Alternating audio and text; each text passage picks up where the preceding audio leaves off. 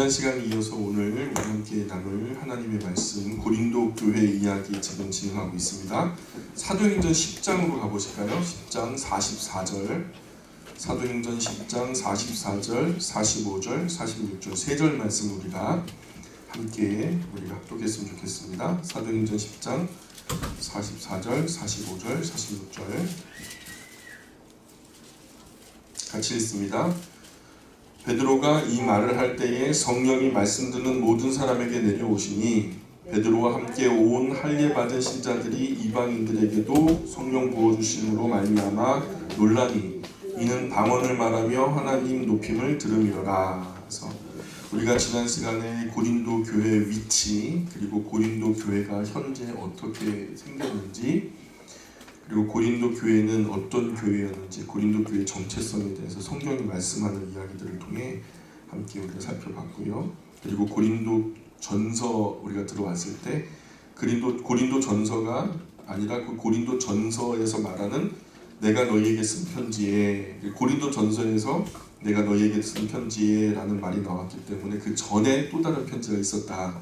그래서 그것을 고린도 전전서 내지는 고린도 일서라고 표현하는 것이 좋겠다 해서 우리가 지난 시간에 그걸 살펴봤고요. 그리고 전도 여행 중에 어떻게 고린도에 바울 일행이 고린도로 들어가게 되었는지, 그리고 바울이 고린도 교회의 성도들을 바라보는 시각, 고린도 교회 성도들이 그 영적인 사람에게 속한, 영에 속한 사람이 된 것은 맞지만 바울은 항상 사람들을 볼 때 세 부류로 분석을 한다고 했죠. 하나는 영에 속한 사람, 또 하나는 육에 속한 사람, 그리고 영에 속했지만 아직 영적인 어린 아이, 이 세 파트로 나누게 되는데, 오늘 고린도 교회 대부분의 성도들이 영적인 어린 아이와 같았다라고 이 바울이 말하는 그 이야기를 우리가 함께 나눴었고, 고린도 교회에서 어떤 문제들이 발생했는지 우리가 그 이야기를 했거든요. 고린도 교회에 일어났던 일들이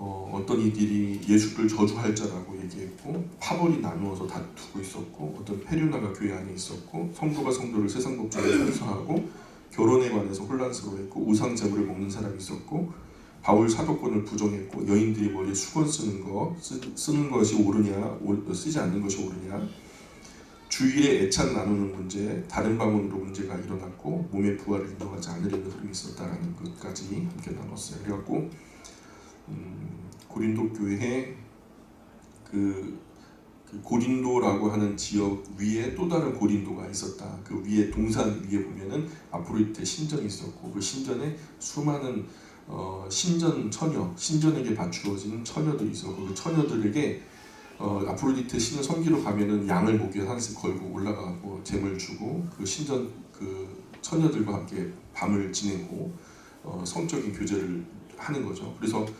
이게 그 고린도 지역의 굉장히 큰 정서였다는 거예요. 이런 부분에 대해서 우리가 그리스도인으로서 구별돼야 된다라는 것을 고린도 교회에 바울은 계속해서 누차 얘기를 했었고, 하나님 안에서 성령을 통해서 우리에게 주는 은사는 있는데, 은사가, 그리고 우리가 고린도 전서 12장은 은사장이라고 하고 13장은 사랑장이라고 하고, 그렇다면 13장은 뭐냐, 14장은 뭐냐, 그건 아무도 모르는 장이다. 그게 아니라 새로운 구분법을 드렸죠.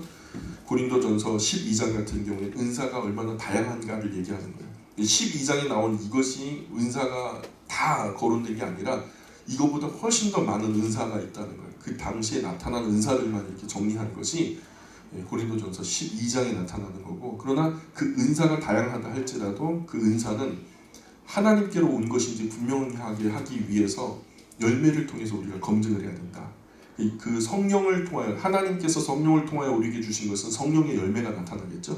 갈라디아서에 보면은 성령의 9가지 열매가 나오는데, 그 9가지 열매 중에서 첫 번째가 사랑과 희락과 이렇게 시작하죠.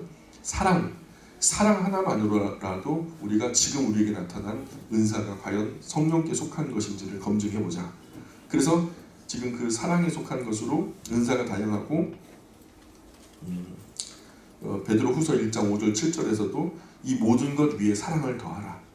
그래서 은사를 검증하는데 13장에 보니까 오래 참는지 검증해봐라. 온유하게 하는지, 시기 질투하지 않는지, 자랑하지 않는지, 교만하게 하지 않는지, 무례하게 하지 않는지, 자기 유익을 구하지 않는지, 성내지 않는지, 악한 것을 생각하지 않는지, 불의를 기뻐하지 않는지, 진리와 함께 기뻐하는지, 모든 것을 참는지, 모든 것을 믿는지, 견디는지 검증해보자, 이런 이야기고, 고린도전서 14장으로 가면은 그러면 그렇다, 성령께서 성령을 우리에게 주신 것이 이 검증을 통해서 확실하게 나타났다 그러면 그 은사를 활용하게 할 때, 이 은사를 활용해서 뭔가 하나님의 일을 할 때, 하나님의 영광 받으서 일을 할 때 우리가 어떤 원칙에 따라서 일을 해야 되는가, 그 지침, 은사 활용 지침서가 바로 14장이라는 거죠. 은사 활용 지침서가 14장에 나오는데 보시면은 모든 것을 사랑에 따라서 뭐 병 고치는 것도 뭐라 그럴까요? 가르치는 것도 또는 뭐 방언 이런 것도 수많은 하나님께서 우리에게 주시는 은사들, 그 은사들을 활용할 때 사랑, 특별히 예언을 하려고 하고, 여기서 예언이라는 것은 뭐 앞날을 갖다 미리 얘기한다는 게 아니라 하나님의 말씀이 우리에게 펼쳐준 그 결국을 말하는 거죠. 그래서 하나님의 말씀을 교훈하라는 의미고, 교회의 덕을 세우는지 방언을 하는 자는 꼭 통역을 같이 해야 된다. 1만 마디 방언 필요 없다. 그냥 의미 있는 말 5마디가 더 중요하다라고 말하고, 방언은 두세 사람만 질서 있게 막 여기저기서 막 으쌰으쌰 하는 게 아니라, 우리 한국교회 방언은요 막 수백 명이 동시에 말하죠. 누구도 통역하지 않아요. 그것은 성경이 말하는 방언이 아니다. 힌두교도들이 그래요. 불교에서도 방언하고 로마 카톨릭에서도 방언해요. 그 영들이 어디서 왔겠어요? 성령이 주셨다라고 하는 것은 아니에요. 하나님은요, 하나님의 영은 질서가 있어요. 그리고 뭔가 의미 있는 말을 하길 원하시지, 의미 없는, 소통되지 않는 뭐 신비한 말, 뭐 기도의 언어 다 허울 뿐이고, 성경은 그것을 절대로 지지하지 않는다라는 거. 방언을 하거든 통역을 꼭 하게 하고, 통역이 없으면 절대로 방언하지 말라 그랬어요, 바울도. 그래서 예언도 두세 사람만 하게 하고, 반드시 그것이 이루어지는지 이루어지지 않는지 분별해서 거짓된 예언인지 진실된 예언인지를 가려내라는 거죠. 예언도 방언도 질서 있게 하라고 거듭 강조했고, 여자는 교회에서 잠잠하라는 거예요. 너무 사람들이 여러 가지로 말을 많이 이제 하다 보니까 여기서 하는 말 저기서 하는 말이 다 다르니까, 여자는 교회에서 잠잠, 여자는 남편에게 물어서 하라. 그리고 예언하기를 사모하라. 외국어 말하는 것을 금하지 말아라. 외국어 말하는 것은 방언 이 말하는 게 아니라, 고린도라는 도시가 무역 도시거든요. 그 무역 도시에서 수많은 지역에서 로마라고 하는 다스림의 정치적인 영역 안에서 그 100수십 가지의 언어들이 있어요. 민족 언어들이, 그 지방 언어들이죠. 그 로마라고 하는 제국 안에 우리식으로 말하면 제주도 방언이 있고, 전라도 방언이 있고, 경상도 방언이 있고, 강원도 방언이 있고, 막 그런 것처럼 각 지역에서 다른 나라, 다른 지역 말들을 하기 때문에 그것이 알아들을 수 없는 말들이 많았어요. 그런데도 어떻게 해요? 무역을 하려면은 서로 그런 자기 나라 말로서 얘기를 함으로 인해서 교류가 돼, 소통이 돼야 되는 거 아니겠어요? 근데 여기서 말하는 것은 성령이 주시는 신비한 방언을 말하는 게 아니에요. 우리 한국교회가 하는 이상한 영의 방언이 아니라, 여기서 하는 방언은 말 그대로 무역상들이 무역을 하기 위한, 교회 안에 그래서 예배를 드리기 위해서 그런 사람들이 왔을 때 자기 나라 말로 말하지 뭐 외국어로 하겠어요. 그러니까 그런 것들을 막지 말라는 그런 얘기였고, 그리고 모든 일을 하되 품위 있게 하고 질서 있게 하라. 이것이 이제 은사 지침서에 나오는 지침이에요. 그래서 인격적이죠. 14장을 계속해서 한 번만 읽지 말고 두 번, 세 번 반복해서 읽다 보면 이 14장이 우리에게 요구하는 게 있어요. 14장이 우리에게 요구하는 것은 성령께서 우리에게 은사를 주셨고, 그 은사를 활용할 때 어떻게 해야 되냐, 인격적으로 하라는 거예요. 질서 있게 하라는 거죠. 상식적으로 하라는 그런 것이죠. 여기서는 신비한 것은 발붙일 곳이 없어요. 은사는 한 사람에게 나누어 주시면 그것으로 평생 활용할 수 있는 도구가 되거든요. 그래서 사도행전, 우리가 방금 읽었던 사도행전 10장에서 보면은 사도행전에 나타난 방언은 성령이 임하셨다는 표적이 됐어요. 사인이었다는 거죠. 아까 사도행전 지난 시간에 봤을 때 2장 4절부터 첫 번째, 성경에 총 몇 번의 방언이 나온다고요? 4번의 방언이 나와요. 3번이 사도행전에 나오고 1번이 고린도전서에 나온다고요. 3번의 방언을 우리가 지난 시간에 살펴봤죠. 그 첫 번째 부분이 사도행전 2장에 나오는데, 여기서 말하는 것은 분명한 외국 언어라는 거예요. 어떤 천상의 언어, 천사의 말, 아니면은 어떤 그 기도의 언어, 이런 것이 아니라 알아들을 수 있는, 우리가 영어를 아는 사람들에게는 영어가 들리겠죠. 그게 어떤 의미인지도 이해하고요. 그러나 영어를 모르는 사람에게는 영어가 그냥 말은 말인 것을 아는데 어떤 의미인지는 잘 못 알아듣는 거죠. 그래서 알아듣는 사람들에게는 랭귀지로 표현되고, 알아듣지 못하는 사람들에게는 텅이라고 하는 그 외국 언어, 의미는 알 수 없으나 외국 언어, 이렇게 번역이 되었다. 그래서 이해하고 그 언어가 어떤 의미를 가졌는지 아는 사람들에게는 디알렉토스라는 단어로 쓰였고, 외국어를 알아듣지 못하는 분들에게는 텅이라고 하는 단어로 쓰였다는 거. 2장 4절에서 난곳 방언, 여기서도 랭귀지로 표현됐어요. 디알렉토스. 그래서 2장 4절부터 12절까지 11절에 보면은 그리스도인과 아라비아인들이라 우리가 다 우리의 각 언어 디알렉토스로 하나님의 큰 일 말함을 듣는도다. 들린다는 얘기죠. 우리가 우리 고국어로 그 갈릴리 사람들이 얘기하니까 그들은 외국어지만 우리에게는 고국어니까 금방 듣더라는 거죠. 그래서 성경이 말씀하는 방언은 지방 언어의 줄임말이다. 줄임말. 지방 언어를 줄이면 방언이 되고, 방언은 알 수 없는 소리가 아니에요. 확실하게 의미가 있는 소리라는 거. 하여 당시 방언은 그 언어를 쓰는 사람끼리 대화가 가능했고 통역도 가능한 언어였다.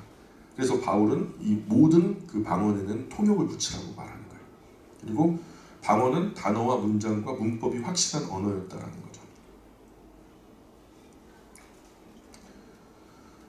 또 방언에 대한 오해가 있는데, 방언은 하늘의 언어가 아니고 땅의 언어고, 방언은 영의 언어가 아니고 사람과 이성의 언어고, 방언은 기도하는 언어가 아니라 말하는 언어, 소통하기 위한 언어고, 방언은 지방 언어라는 뜻이고, 방언은 사람의 언어고, 방언은 통역 가능한 언어였고, 방언은 의사소통의 수단이었다.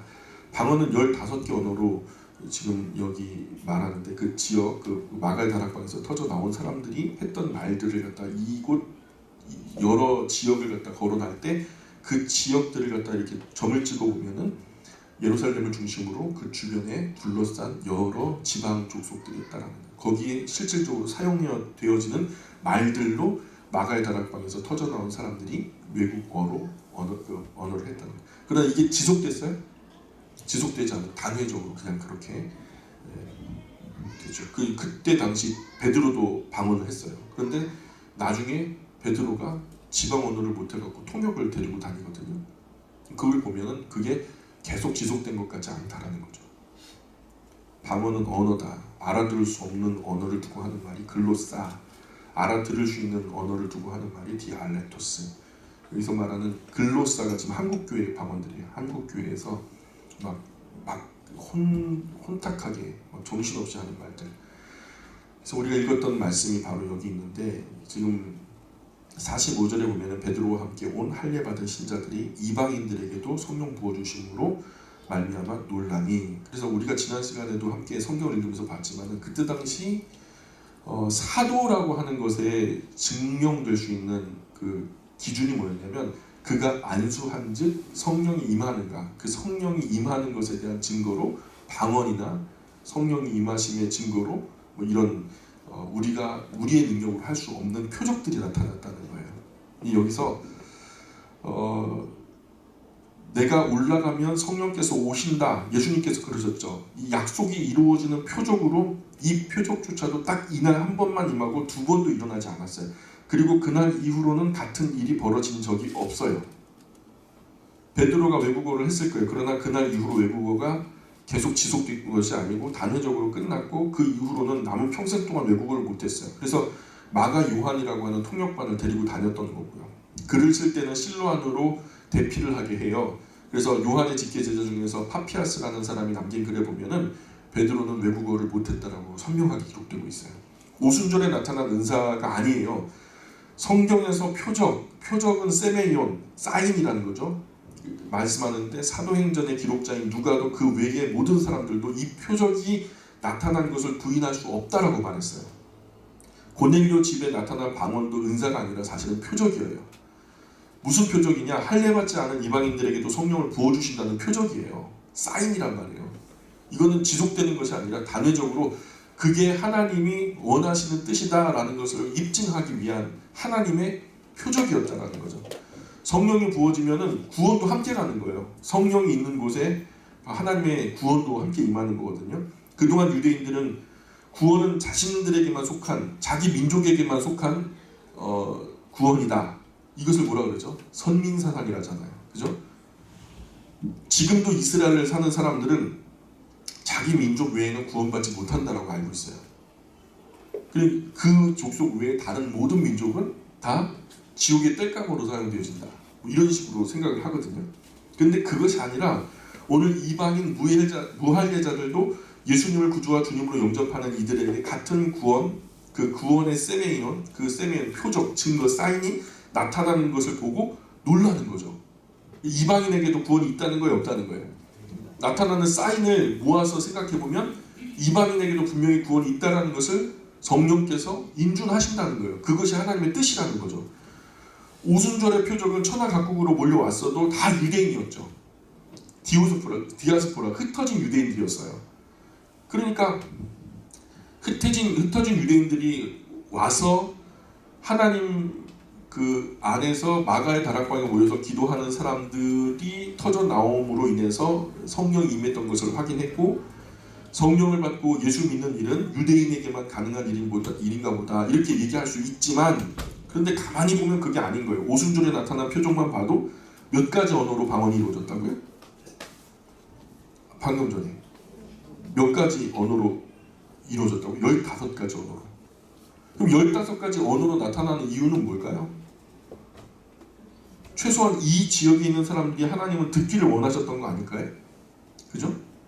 그 언어를 사용하는 모든 이들에게 이 놀라운 소식을 전달하라고, 전도하고 선교하라고 나타난 사인이었잖아요. 그래도 사람들이 확실하게 알 수 없으니까 아예 이방인 사람, 로마 사람이 있죠? 로마 사람의 백부장, 현실적으로 로마의 실세죠. 백부장 고넬료에게 성령 부어주심을 수제자 베드로를 통해서 확인하게 하셨어요. 그렇게 부어놓고 성령이 부어짐을 보아야 다른 소리 안 할 테니까. 그래서 예수님의 직계자 중에서 가장 대표성을 가지는 베드로가 먼저 확실하게 인식을 해야, 또 그와 함께 할례받은 사람들이 입회할 이런 표적을 보아야 수긍을 할 거니까, 이방인들에게도 오늘날 성령을 부어주시는구나, 이렇게 하는 것을 예루살렘 교회가 인식을 해야 했다는 거죠. 그래서 예루살렘에서 1차 총회가 이루어졌을 때 거론이 됐던 것이 이거예요. 오늘날 이방인들에게 과연 구원이 있는가? 라고 하는 주제. 그죠? 그 결론은 있다라는 거죠. 할례를 받지 않았어도 구원은 임했다라는 거예요. 그런 목적을 가진 성령님의 의도적인 표적인 거죠. 일회적이었고 그 후로 지속적으로 나타난 일은 없었다라는 거예요. 이 일 때문에 예루살렘 교회가 난리가 난 거죠. 그래서 11장 1절 한번 볼까요? 1절부터 4절까지 한번 읽어보겠습니다. 시작! 유대인은 사도들과 형제들이 이방인들도 하나님의 말씀을 받았다 함을 들었더니 베드로가 예루살렘에 올라갔을 때에 할례자들이 비난하여 이르되 네가 무할례자의 집에 들어가 함께 먹었다 하니, 베드로가 그들에게 이 일을 차례로 설명하여, 왜 유대인들이 베드로가 무할례자의 집에 들어가 함께 먹었다는 것을 보고서 막 화를 냈을까요? 구원이 없는 그들과 교제하지 말란 얘기예요. 근데 이렇게 우리가 잘 아는 욥바에서 기도 중에 보았던 보자기 환상 있잖아요. 그 환상 직후 고넬료 수하의 사람들이 데리러 온 이야기를 진지하게 순서대로 설명하는 거죠. 그 설명 후에 베드로가 이런 말을 해요. 11장 보세요. 11장 15절부터 보세요.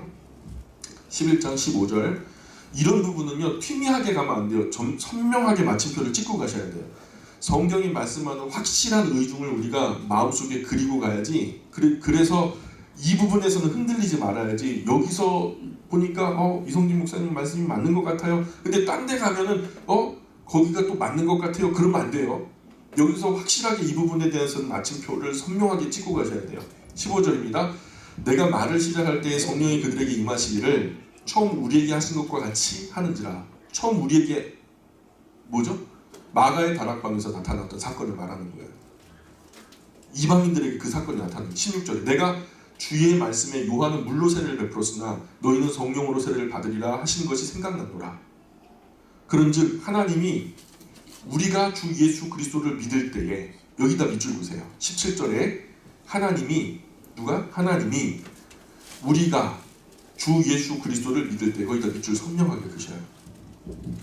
믿을 때에 주신 것과 같은 선물. 그래서 우리가 예수님, 우리가 구원은 누가 받는다 그래? 이제 우리가 전도할 때 어떻게 하죠? 어떻게 하고 구원받으라 그래요? 예수 믿고 구원. 그게 그 말이 어디서 나온 거예요? 여기서 나온 거예요. 17절에서. 예수 믿고 구원받으세요 하는 게 이 말이에요. 그런즉 하나님이 우리가 주 예수 그리스도를 믿을 때 주신 것과 같은 선물. 그래서 이게 예수님 믿을 때 구원이 우리에게 선물로 임했다라는 거예요. 그래서 선물은 뭐냐면 헬라어로 도레아라는 말인데 그냥 선물이에요. 그냥 은사 아니에요. 여기서는 은사를 말할 때는 카리스 또는 카리스마라고 표현돼요. 은사는 달라요. 표현이 자체가 단어가 여기서 말하는 것은 그냥 선물이에요. 도레아. 그래서 은사가 아니라 그냥 선물인데 같은 선물을 그들에게도 주셨으니 내가 누구이기에 하나님을 능히 맡겠느냐 하더라. 그래서 이방인에게 뭐 하나님이 구원을 베푸시겠다고 하는데 내가 누구이기에 그걸 맡겠냐 이렇게 말하는 거죠. 18절 그들이 누구죠? 예루살렘 교회 모든 성도들이 그죠? 총회에 참석했던 모든 이들이 이 말을 듣고 잠잠하여 하나님께 영광을 돌려 이르되 거기서부터 또 밑줄을 그으실까요? 이게 총회의 결론이에요.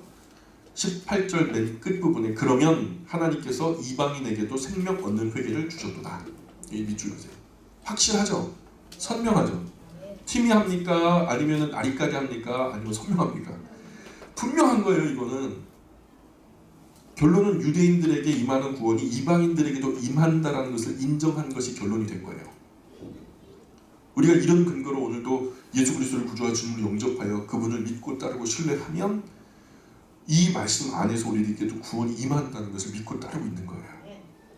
유대인들에게만이 아니라. 그래서 또 조금 더 뒤로 갈까요? 19장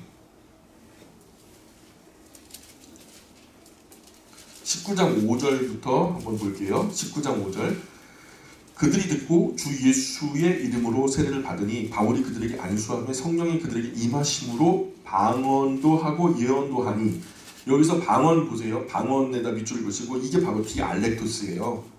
랭귀지라고요. 외국 언어. 여기서는 신비한 어떤 따따따 뚜뚜뚜 뭐 랄랄라 롤롤러 이거 아니에요. 예언도 하니 7절에 보니까 모두 12사람쯤 되니라. 똑같은 의미죠. 이 방언은 뭐가 조금 달랐더라 하지 않았어요. 앞선 것과 다르지 않은 똑같은 방언이었다. 이렇게 3개. 사도행전에 나오는 방언이 3개가 나오죠. 그래서 표적이에요. 근데 이 은사가 아니고 확실한 표적인데 무슨 표적이냐가 중요하죠. 그죠? 첫 번째 표적은 성령이 임하셨다라는 거야. 예수님께서 내가 올라가면은 선물을 너에게 준다 했던 그 분이 오셨다라는 사인이 그대로 임했다라고 하는 마가의 다락방에서의 그거. 두 번째는 이방인에게도 구원이 있다라는 표적. 그리고 세 번째가 19장에 나오는 이건데 앞선 것과 다르지 않은 똑같은 표적이에요. 세메이온. 근데 이때가 지금 바울이 3차 전도 여행을 준비하려고 에베소에 도착했을 무렵에 이 기록이 있어요. 바로 그 즈음에 동쪽에서는 갈라디아에서 서쪽에서는 고린도에서 갑자기 어떤 말이 돌기 시작하냐면 바울은 사도가 아니란다. 이 말이 돌기 시작한 거예요. 이성진 목사는 목사가 아니란다. 그러면 여러분 신뢰할 수 있겠어요? 사실은 사입이래. 막 이렇게 하면은요. 제가 무슨 말을 해도 여기서 나오는 모든 말들은 다 의미 없는 말들이 되고 말잖아요. 정체성의 싸움이에요. 바울이 수많은 그 대륙을 다니면서 지역과 나라들을 다니면서 주님의 말씀을 전했는데 바울 자체가 정체성에 분쟁이 생겨버리면 전했던 그 모든 말들이 수포로 돌아가는 거예요. 사탄이 악한 괴계를 가지고 지금 바울을 공격하고 있는 그때에 여기서 밀리면 되겠어요? 안 되겠어요? 절대로 안 되니까 바울이 사도성을 강하게 그 피력을 하죠. 그래서 이때 갈라디아에서 또 고린도에서 바울은 사도가 아니란다 하면서 유대에서 방해꾼들이 와가지고 회방을 하면서 막 장난을 치고 마귀의 이런저런 작전이 펼쳐져 있을 때 그런데 바울이 나는 사도다 하면 자칭 사도지 누가 인정하냐? 그럼 누가 사도라고 인정을 해야 사도가 됩니까? 누가 사도라고 인정을 해야 돼요? 제자들이? 하나님께서 인정하셔야 진짜 사도가 되는 거죠. 그럼 그 사도라는 것에 대한 입증이 어떻게 돼요? 안수를 할 때 성령이 임해야 돼요. 성령이 임하면 외국 언어들이 나타났다는 거죠. 첫 번째에서도 마가의 다락방, 두 번째에서도 고넬료의 사건, 세 번째 바울도 안수를 할 때 방언이 임하냐 안 임하냐. 과연 그에게 사도권이 있냐 없냐, 이것이 굉장히 중요한 사인이었거든요. 그래서 하나님께서 바울이 왜 사도가 아니냐, 사도 맞다라고 인친 표적이 바로 이 사건인 거예요. 바울이 안수를 하니까 다른 사도들이 안수했던 것처럼 성령님이 임하시는 거예요. 그래서 이방인을 구원하기 위한 택한 나의 그릇이다, 확실하게 마침표를 찍으시는 거죠. 앞서 살펴본 대로 방언은 성경이 딱 4번 나온다고 말씀을 100만 번 읽어봐도 똑같아요. 사도행전에서 3번, 고린도전서에서 1번 나오는데 사도행전에 나타난 방언 3번은 전부 다 은사가 아니었고 사인이었다, 표적이었다. 사도행전에 나타난 방언은 3번 다 의미 없는 말들이 아니라 확실하게 번역이 가능한 외국 언어였다. 사도행전에 나타난 방언은 3번 다 단회적인 사건이었지 지속적이지 않았다라는 거. 자, 여기 마침표를 찍고 가셔야 돼요. 그리고 바울은 방언 말고 더 큰 은사를 사모하라고 권면해요. 심지어는 바울은 방언하지 않았으면 좋겠다고 말하면서 방언보다 더 큰 것들을 얘기하는데, 로마서 12장에 보면은, 로마서 지금 제가 설명했던 이야기가 여기 지금 앞에 나타나고 있고요. 로마서 12장 7절 8절 한번 읽어볼까요? 로마서 12장 7절 8절 시작. 혹 섬기는 일이면 섬기는 일로, 혹 가르치는 자면 가르치는 일로, 혹 위로하는 자면 위로하는. 여기서 위로하다라는 것이 카운슬링이에요. 들어주는 거야. 권면하고 위로하는 거예요. 많이 경청해서 들어주고 한참 듣다 보면은 이 사람이 참 보지 못하는 해답이 내 안에 성령께서 지혜를 주셔서 깨닫게 하시거든요. 그러면 그것을 조곤조곤 얘기해서 이렇게 하면 어떨까 하면서 말 그대로 카운슬링이에요. 오늘 이 말씀 때문에 교회에 권사라는 직분이 세워진 거예요. 교회 안에 성도들의 어려움을 진지하게 듣고 경청하는 것이 1차적으로 권사님들의 중요한 직무예요. 권사님들은 듣는 입장이지 말하는 입장이 아니에요. 먼저는 깊이 있게 한 주간의 삶, 그동안 빠지고 시험 들고 어려웠던 그 형제 자매들, 지체들의 사정을 갖다 들어줘야 돼요. 예배당에 나와서 듣는 게 아니라 찾아가서 듣고, 또 집에서 찾아갔는데도 없으면 직장 가서까지 찾아가고 듣고, 과연 어떤 것 때문에 이분이 영적으로 많이 힘드신지, 정신적으로 어려우신지, 환경적으로 어떤 환경인지를 경청하는 직무가 권사님들의 직무예요. 그리고서는 그 이야기를 가만히 듣고서 이러면 충분히 진짜 힘들 수 있겠다, 아플 수 있겠다, 어려울 수 있겠다. 그리고서 하나님께서 성령 가운데 우리 안에 주시는 그 은혜대로, 그때 하나님의 성령께서 우리에게 주실 때 그 적절한 말들, 위로의 말들로 위로를 하고 권면하는 거죠. 그래도 집사님 힘내요 하면서, 그래도 우리가 같이 한번 열심히 해봅시다 하면서 일으켜주는, 온 마음으로 위로하고 세우는 그런 직무를 권사님들이 맡긴 거죠. 앞으로 교회에 세워질 권사님은 상담의 은사도 좀 있었으면 좋겠다는 생각이 들어요. 나아가서 상담학을 전공했으면 참 좋겠다. 우리 영광교회 권사님들이 막 텔레비전에 나와가지고 막 탁월한 상담사로 활동하면 참 좋겠다는 생각도 들고, 배우자면 얼마든지 배울 수 있어요. 사랑의 기회가 있어요. 지금 이 직무의 표준 모델이 바로 바나바 아니겠습니까? 바나바가 뭐죠? 위로의 아들, 바르나바스, 위로의 아들이라는 말인데, 인내로 잘 들어 또 경청하고, 경청한 그 말의 결과로 권하고 위로하고 격려해서 사람을 세워서 오늘 우리 교회가 조금씩 더 성경으로 다가가는 그런 교회가 되어야 될 줄 믿습니다. 바나바가 많은 사람들 세웠지만 그 중에서 바울 하나 세운 것 때문에 대륙이 변화되잖아요. 그 누구 열매일까요? 그죠? 바나바의 열매라고 저는 봐요. 권사님들의 열매가 그래서 커요. 그래서 그 8절에 보니까 혹 위로하는 자면 위로하는 일로, 구제하는 자는 성실함으로, 다스리는 자는 부지런함으로, 긍휼을 베푸는 자는 즐거움으로 할 것입니다. 성령의 은사는 폐하지 않으셨어요. 성령의 은사는 9가지에 국한된 게 아니에요. 그죠? 바울은 에베소에 가면 또 다른 은사를 얘기해요. 성경의 많은 곳에 또 다양한 은사들이 나타나요. 그게 다가 아니에요. 성령에는 제한이 없어요. 성령의 은사에는 제한이 없어요. 다윗에게는 어떤 은사를 주셨죠? 음악을 하는 은사를 주셨죠. 또 전쟁도 은사인 것 같아요. 잘 싸워요. 그리고 오홀리압 부살레 같은 경우에는 기술의 은사를 주셨어요. 각기 공교한 것을 잘 다루어가지고 남들이 흉내내지 못할 만큼 굉장히 금속을 잘 다룬다든가 목공을 잘한다든가 해가지고 그런 탁월한 그 은사로 성전의 그 건축의 완성도를 높였죠. 솔로몬에게도 지혜가 은사가 있어요. 지혜의 은사. 또 정치 행정의 은사도 있고, 통전적으로 성경을 읽다 보면 처음에는 문자의 가치고요, 나중에는 하나님의 정수와 그 마음이 이해되면서 하나님이 하시고자 하시는 말씀의 깊은 뜻을 이해하기 시작됩니다. 더 많은 은사, 더 좋은 은사, 더 큰 은사가 얼마든지 있어요. 성령의 은사는요, 우리가 몇 가지다라고 규정할 수가 없어요.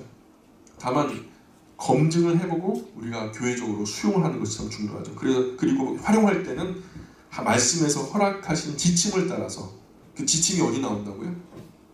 고린도전서 14장. 12장은 무슨 장이라고요? 은사의 다양성. 13장은 은사를 검증하자. 14장은 은사 활용 지침서. 무슨 말인지 가시죠? 우리 한국교회 형상에 굉장히 큰 위기가 찾아왔어요. 방언이 성령께서 주시는 것으로 착각하고, 지금 여기서 말하는 방언은 성경이 말하는 사도행전에 나오는 3번의 방언을 말하는 게 아니라 족보를 알 수 없는, 근원을 알 수 없는 방언이 이 한국 강사를 뒤덮고 있어요. 10교회 중에서 10교회가 지금 방언에 대해서 지적을 하고 있거든요. 근데 방언 장사꾼들이 항상 하는 주장이 이래요. 방언으로 기도하면은 2-3시간은 쉽게 기도할 수 있다. 방언은 천국 언어고 방언은 천사의 말이다. 방언할 수 있다는 것은 구원받았다는 증거다. 방언 못하는 사람은 성령 받지 못했다. 병치유를 위해 기도할 때는 방언으로 기도해야 된다. 방언으로 기도하는 사람은 신앙이 매우 좋은 사람이다. 귀신은 방언 기도를 제일 무서워한다. 거꾸로 방언을 제일 좋아하죠. 저는 이것이 귀신이 주는 방언이라고 확신합니다. 방언도 하지 못하면서 어떻게 신학생이 될 수 있냐. 신학생 하려면 무조건 방언 받아야 된다. 개도 방언하는데 직분자가 방언도 못하냐. 방언 못하는 사람은 개보다 못한 사람이다. 방언의 은사는 모든 은사의 통로다. 방언을 반대하는 것은 성령 회방죄다. 방언을 반대하는 죄는 용서받지 못한다. 성령의 불세례를 받아야 방언할 수 있다. 방언 못하는 사람은 체험 없는 죽은 신앙의 소유자다. 방언하는 사람은 직통계시를 받아도 예언할 수 있다. 직통계시를 받아서 예언도 할 수 있다. 방언으로 기도하면 속이 후련하고 기도한 것 같다. 방언으로 기도하는 사람은 체험적인 신앙입니다. 방언을 말하는 사람은 뜨거운 신앙을 가진 사람이다. 방언으로 기도하면 신앙생활에 담대해진다. 방언으로 기도하면 깊이 기도할 수 있다. 방언으로 기도하면 황홀경을 느낄 수 있다. 이거 전부 다 방언 장사꾼들이 장난치면서 귀신과 영합해가지고 나쁜 짓을 벌이는 거예요. 이것에 현혹되지 말자는 거예요.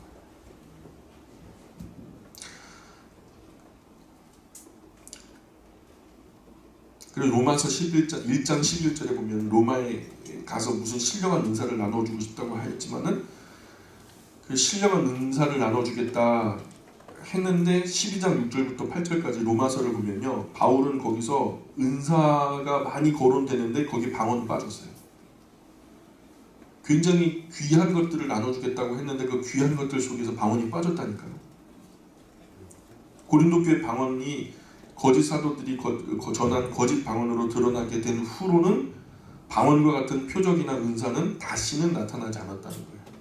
근데 불과 200년 전에 미국 땅에서 방언이 다시 활개를 치기 시작했죠. 그거는 성령이 주신 방언이 아니라 귀신의 장난이었어요. 제가 이후에 역사 이야기를 통해서 그 이야기를 좀 들려드릴게요. 바울이 2차 전도 여행 후에 다시 에베소로 돌아와서 고린도 교회에 대하여서 근로의 집 편으로 소식을 들은 것과 또 아볼로가 이렇게 또 의기소침해가지고 에베소에 있는 바울에게로 와가지고 얘기를 했죠. 또 뭐 많이 아프고 막 힘들었어요. 그리고 스데바나 부도나 또 아가이고 이런 집사님들이 또 아볼로 목사님을 데리러 왔죠.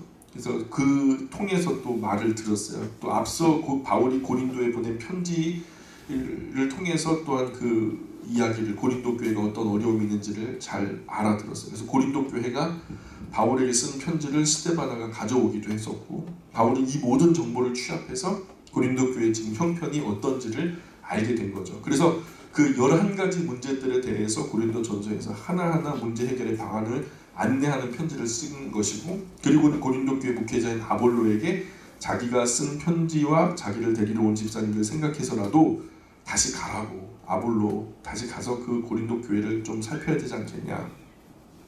세상에 문제 없는 교회가 어딨냐. 문제가 없으면 거기가 천국이지 거기는 교회가 아니야. 문제가 있으니까 문제 수습하라고 일꾼이 있는 게 아니겠어. 그러니까 집사님들하고 같이 교회로 돌아가. 괜찮으니까 다시 건너가서 다시 한번 목회해봐. 여기 편지에 못된 사람들 다 혼내놓고 막 야단쳐 놨으니까 걱정하지 말고 이 편지 바울 목사님 보내셨다 하면서 읽어주면 될 테니까 이 편지 가지고 건너가. 그러면서 바울이 아무리 권면해도 아볼로가 난 안 갈래요. 나는 안 갈 거예요. 하면서 막 끝까지 버팅기더라는 거예요. 그러니 안 간다는 거 억지로 보낼 수 있어요? 없어요? 하나님도 억지로 안 하시는데 또 바울이 억지로 할 수도 없잖아요. 그래서 바울 곁에 있었던 디모데를 보냈어요. 디모데를 보냈는데 고린도전서 16장 보세요. 16장 10절 11절 시작. 디모데가 이르거든. 누구를 보내는 거예요? 디모데가 이르거든 너희는 조심하여. 그죠? 조심하여. 이야기를 들어보니까 목회자라고 절대 조심하지 않을 것 같은 거죠. 목사님 하면 웬만하면 좀 체면치를 하고서 좀 이렇게 함부로 하지 않을 것 같은데 지금 고린도 교회 지금 사정을 보면은 목회자라고 해서 그냥 이 체면 챙겨주고 그러지 않을 것 같아요. 막 할 것 같다는 거죠. 그래서 지금 디모데가 이르거든 너희는 조심하여. 그로 두려움이 없이. 왜요? 또 분위기가 험악하게 혈기로 분노하는 그런 사람들이 있었던 것 같아요. 지금 얘기를 들어보니까 막 판을 뒤집어 엎고 막 혈기로 분노 조절 장애자들이 있었던 것 같아요. 너희 가운데 있게 하라. 그죠? 두려움 없이 너희 가운데 있게 하라. 누구를? 디모데를. 이는 왜냐하면 나도 그도 나와 같이 주의 일을 힘쓰는 자임이라. 같이 목표자 됐다 이거죠. 그러므로 누구든지 그를 멸시하지 말고. 멸시할 수 있다는 거죠. 이런 얘기를 하는 거는. 디모데가 딱 가면은 너 나이 몇 살이야? 머리에 피도 안 마른 놈이 와가지고 뭘 목회한다고 막 그러면서, 그죠? 멸시할 사람이 분명히 있을 것으로 충분히 예상되니까 바울이 이런 주의를 주겠죠. 그리고 11절 중간에 보니까 평안히 보내어 내게로 오게 하라. 그죠? 평안히 못 오고 두들겨 패서 막 불편하게 올 수도 있을 것 같으니까 충분히 예상할 수 있었던 거죠. 나는 그가 형제들과 함께 오기를 기다리노라. 그래서 바울이 말하는 이 몇 구절의 말씀으로 예상해 봐도 고린도 교회가 전혀 좋은 교회 같진 않아요. 뭔가 교회 안에 굉장히 불순 세력이 있는 것 같아요. 그죠? 인격적인 교회 같지 않죠? 자, 그래서 16장 12절 보세요. 계속해서 16장 12절에 보시면 형제 아볼로에 대하여는 그에게 형제들과 함께 너희에게 가라고 내가 많이 권하였을 때 지금은 갈 뜻이 전혀 없으나 기회가 있으면 가리라. 그죠? 아볼로는 고린도로 안 돌아가겠다고 버티는 거예요. 지금 13절에 보세요. 13절 깨어 믿음에 굳게 서서 남자답게 강건하라. 너희 모든 일을 사랑으로 행하라. 형제들아 스데바나의 집은 곧 아가야의 첫 열매요. 또 성도 섬기기로 작정한 줄을 너희가 아는지라. 내가 너희를 권하노니 이 같은 사람들과 또 함께 일하며 수고하는 모든 사람에게 순종하라. 내가 스데바나와 부도나도와 아가이고가 온 것을 기뻐하노니 그들이 너희의 부족한 것을 채웠습니다. 여기 이 말이 무슨 말일까요? 예? 기뻐하는 그들이 너희의 부족한 것을 채웠습니다. 지금 바울이 에베소 지금 여기 있어요. 바울이 지금 개척하고 있으니까 개척하면은 당연히 어디서 후원을 해줘야 될까요? 바로 전에 세웠던 교회에서 후원을 해줘야 되는 게 맞죠? 그러면은 고린도 교회가 후원을 해줘야 되는 게 맞잖아요. 근데 고린도 교회가 후원을 안 해줬어요. 고린도 교회가 후원을 해야 되는데 이런 저런 불순 세력이 있으면서 문제가 자꾸만 불거지니까 그 사람들은 안 하고 오히려 아볼로 목사님을 모시러 왔던 이 스데바나, 부도나도, 아가이고 이 분들이 자기의 사비를 털어서 바울에게 후원금을 전달했던 것 같아요. 그래서 18절에 보니까 그들이 나와 너희의 마음을 시원하게 하였으니 그러므로 너희는 이런 사람들을 알아주라. 그죠? 이렇게 후원해준 일로 이분들이 적지 않게 후원했을 거 아닙니까? 그죠? 부족함이 없도록 조금이라도 보존해주라는 거예요. 그죠? 이 개인적으로 다 후원해버리고 이분들도 집에 가면은 뭐 생활비도 없어서 먹을 것도 없고 막 처자식 뭐 먹여야 할까 이렇게 걱정하고 그러면은 곤란해지잖아요. 그러니까 고린도 교회에서 후회라도 좀 거두어서 이분들에게 좀 보존을 해라. 부족함이 없도록 해라. 이런 얘기예요. 19절에 아시아의 교회들이 너희에게 무난하고 아굴라와 브리스가와 그 집에 있는 교회가 주 안에서 너희에게 간절히 무난하고 참 이게 여기서 우리가 볼 수 있는 것은 지금 바울이 에베소 교회를 개척하고 있잖아요. 지금 바울이 지금 이 글을 어디서 쓰죠? 에베소에서 쓰고 있죠. 그런데 아굴라와 브리스가는 지금 따로 또 교회를 섬기고 있는 거예요. 바울과 함께 하는 게 아니라 인근 떨어져 있는 다른 지역에서 다른 교회를 섬기고 있어요. 싸워서 그런 것은 아니고요. 키워서 개척을 시키는 것 같아요. 적어도 교회가 300명 정도 모이면은 건강하게 분가를 시켜야 돼요. 저는요 지금 300명 이상의 교회들 있잖아요. 막 1000명, 500명, 막 10,000명 교회, 심지어 어떤 교회는 10만 명 교회도 있어요. 저는 그 교회들이요 한 200명 교회로 다 나눠가지고 그 지역에 파송을 해야 된다고 봐요. 작은 교회들이 건강하게 많아져야 이 나라가 건강해지거든요. 큰 교회 몇 교회로 감당 안 돼요. 기업가도 같아요. 대기업 몇 개 살면 뭐 거기서 먹고 사는 사람들 좋은 뭐 이익을 받을 수 있겠지만 중소기업, 건강한 중소기업이 많아야 나라가 더 잘 사는 것처럼. 그래서 20절에 보니까 모든 형제도 너희에게 무난하니 너희는 거룩하게 입맞춤으로 서로 무난하라. 그렇게 바울이 고린도에 디모데를 보낸 거죠. 이런 편지와 함께 디모데를 보낸 거예요. 그렇게 갔다 온 디모데의 표정이 좋았어요, 나빴어요? 디모데가 그렇게 고린도 교회에 갔다 왔어요, 바울의 심부름으로. 근데 그 표정이 좋았어요, 나빴어요? 바울이 어떻게 되었는지 물으니까 자기가 부족한 탓이라고 말을 얽어무는 거야. 아유, 목사님 제가 좀 부족해서요. 아니 말 좀 해봐. 고린도 갔다 왔으니까 거기 어떤지 네가 알 거 아니야. 자초지종 좀 얘기해봐. 디모데가 아이 그냥 바울 목사님 그냥 그런 줄 아셔요. 디모데가 그냥 이렇게 의기소침해갖고 말도 그냥 더디더디 하는데 이게 감이 안 좋은 거예요. 그래서 똑바로 말 못해 하니까 그냥 디모데가 목사님 이 선생님은요 사도가 아니랍니다. 어쩔 수 없이 말을 한 거죠. 그래? 뭐 그런 막 그러면서 막 흥분을 하는데 디모데가 속없이 또 다음 말을 이어가는 거예요. 그리고요 뭐 또 있어?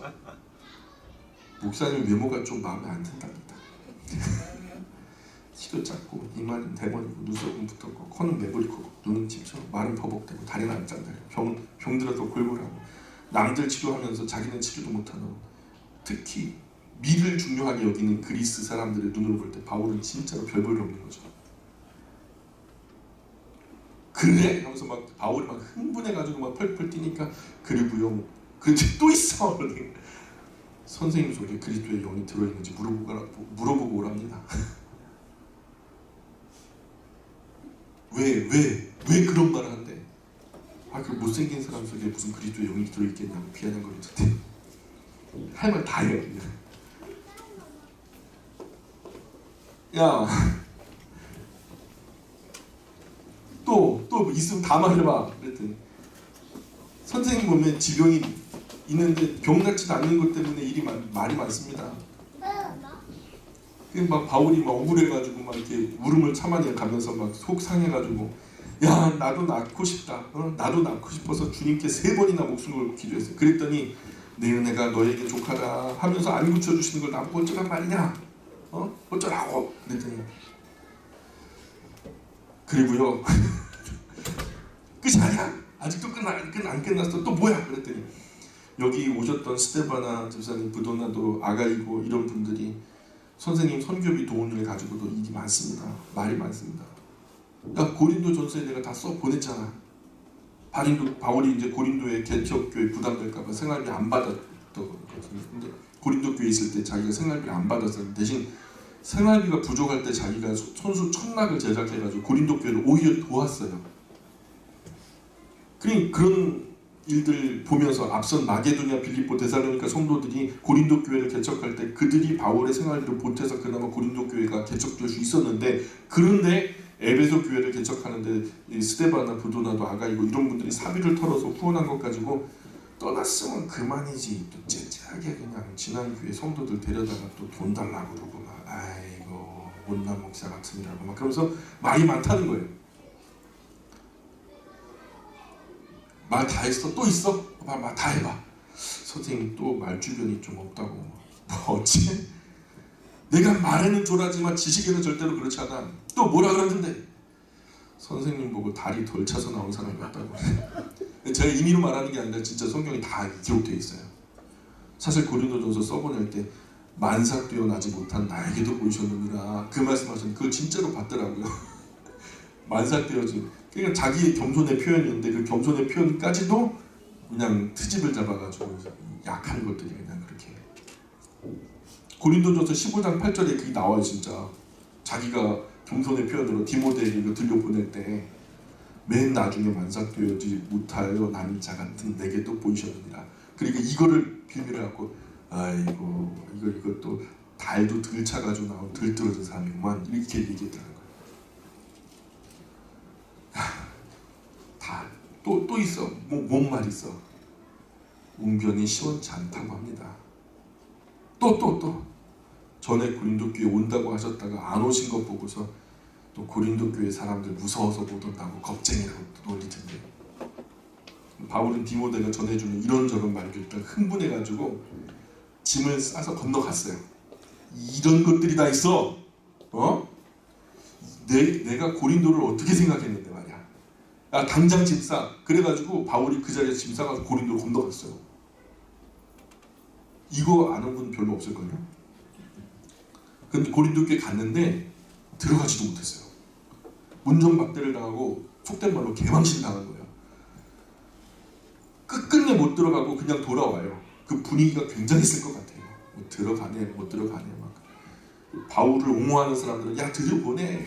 야 어딜 들어가려고 그래. 막 뒤엉켜가지고 바울의 위에 몸 위는 들어가고 아래는 못 들어가고 막 그러면서 옥신각신 야 이거 아니다.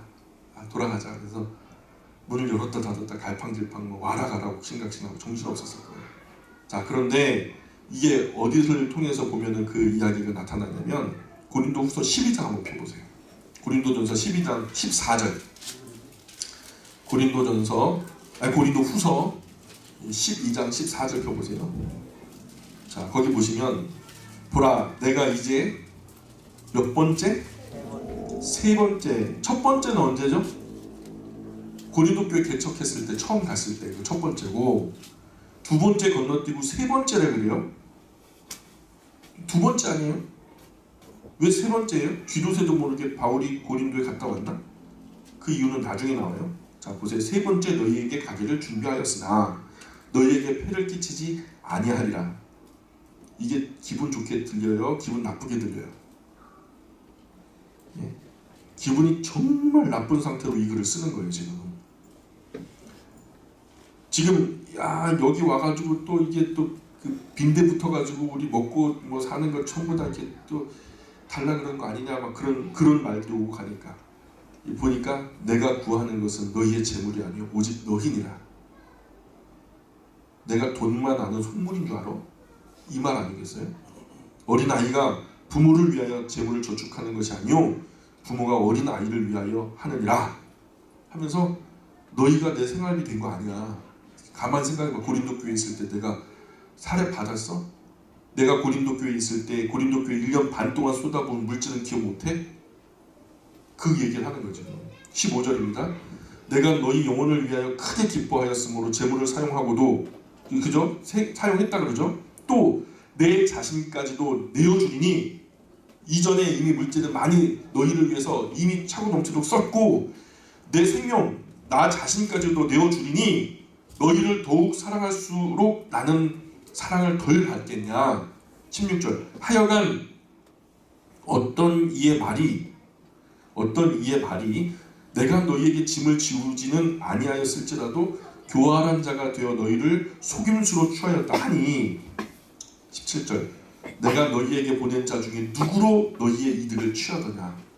증거 있으면 대봐. 누가 내가 무엇으로 어떻게 띄어먹었는지 한번 얘기해봐 하는 거죠. 18절 보세요. 내가 디도를 권하고 함께한 형제를 보내었으니 디도가 너희의 이득을 취하더냐. 우리가 동일한 성령으로 행하지 아니하더냐. 고린도 후서를 누구 손에 들려보낸 거예요? 디도의 손에 들려보냈죠. 디도도 너희 돈 받고 거기서 후원 받고 그러지 않을 거야. 내가 주위에 줄 테니까. 누가 너희 돈을 취했는데 없는 사실 가지고 팩트 가지고 얘기해. 팩트 아닌 가짜 뉴스 가지고 얘기하지 말고 동일한 구조로 하지 않더냐. 19절 너희는 이때까지 우리가 자기 변명하는 줄로 생각하는구나. 우리는 그리스도 하나님 안에서 하나님 앞에서 말하노라. 사랑하는 자들아, 이 모든 것은 너희의 덕을 세우기 위함이라. 내가 갈 때에 몇 번째? 세 번째 갈 때에 너희를 내가 원하는 것과 같이 보지 못하고 또 내가 너희에게 너희가 원하는 것 원하지 않는 것과 같이 보일까 두려워하며 또라고 한번 거기다 동그라미 쳐보세요. 또 왜 또라고 그래요? 그런 일이 있었다는 거죠. 원하지 않는 것과 같이 보일까 두려워하며 또라고 하는 이유는 그 이전에 이런 일이 있었다라는 것을 증거하는 거예요. 그때 다툼, 시기, 분냄, 당짐, 비방, 수군거림, 거만한 혼란, 그 전에 방문했을 때 이런 험악한 상황이 있었다라는 거예요. 보세요. 또라고 동그라미 치고 그 뒤에부터 읽어볼게요. 다툼과 시기와 분냄과 당짓는 것과 비방과 수군거림과 바울이 그 가운데 있는 동안 두 번째 갔을 때 그런 일들이 있어요. 거만한 거, 혼란이 있을까 두려워하고, 전에 두 번째 방문했을 때와 같이 그런 일들이 있을까 두려워하고, 21절에 또 내가 다시 갈 때에 내 하나님이 나를 너희 앞에서 낮추실까 두려워하고. 왜 두 번째 갔을 때 어떻게 했어요? 그때 갔을 때 바울이 형편없는 취급 당해가지고 낮아졌거든요. 억지로. 또 내가 전에 죄를 지은 여러 사람의 그 행함과 더러움과 음란함과 호색함을 회개하지 아니함 때문에 슬퍼할까 두려워하노라. 그러면서 13장 1절로 가보세요. 13장 1절에 보면은 내가 이제 세 번째 너희에게 가리니 두세 증인의 입으로 말마다 확정하리라. 2절 내가 이미 말할 거니와 지금 떠나 있으나 두 번째 대면하였을 때, 여기 밑줄 그려요. 바울이 임의로 갔어요, 안 갔어요? 제가 말하는 게 아니라 성경이 증언하는 바예요. 바울이 두 번째 갔다니까요. 고린도전서 이후 크게 디모데의 말을 듣고서 흥분해가지고 진싸해가지고 갔더니 완전히 속된 말로 개방신 당하고 온 거예요. 막 사람들이 막 거절하고 막 천대하고 박대하고 문전박대하고 당하고 완전히 그냥 억지로 낮아져가지고 온 거죠. 두 번째 대면하였을 때가 있었다는 거죠. 그때와 같이 전에 죄지은 자들과 그 남은 모든 사람에게 미리 말하노니 내가 다시 가면 용서하지 아니하리라. 그죠. 3절 이는 그리스도께서 내 안에서 말씀하시는 증거를 너희가 구함이니 그는 너희에게 대하여 약하지 않고 도리어 너희 안에서 강하시니라 하면서 바울이 자기 마음대로 하는 말인지 그리스도의 영으로 하는 말인지 누가 알겠냐 하면서 막 보나마나 지 마음대로 하는 말일 거야 하면서 치부해버렸잖아요. 성령께서 말하는 게 아니라 지가 임의로 말하는 거야 그거 하면서 이제 고린도 디모데에게 막 그런 말을 했던 것을 바울에게 전하니까 그렇게 말하는 사람들 가만히 두지 않겠다. 진짜 하나님 말씀하신 내가 임의로 말하는 자 한번 두고 보자. 용서하지 않겠다. 그게 어떻게 되는 거야? 내가 분명히 수모당하고 진짜 내가 사도권이 없어? 정말 그럴 것 같아? 진짜 그 바로잡을 수 있는 기회를 주고서 마지막에 제명 출교하는 거죠. 내가 성부와 성자와 성령의 이름으로 홍길동의 영혼을 사단에게 내어주노라. 그렇게 가만히 있지 않겠다는 거예요. 확실하게 목회자가 할 수 있는 최고의 어떤 조치를 취하겠다는 거죠. 바울이 두 번째 고린도 교회 갔을 때 수모를 당하고 오면서 분하기도 하고 원통하기도 하고 억울하기도 하고 그러다가 진짜 신자들이 물들어 버리면 어떡하나 하면서 근심도 됐다는 거죠.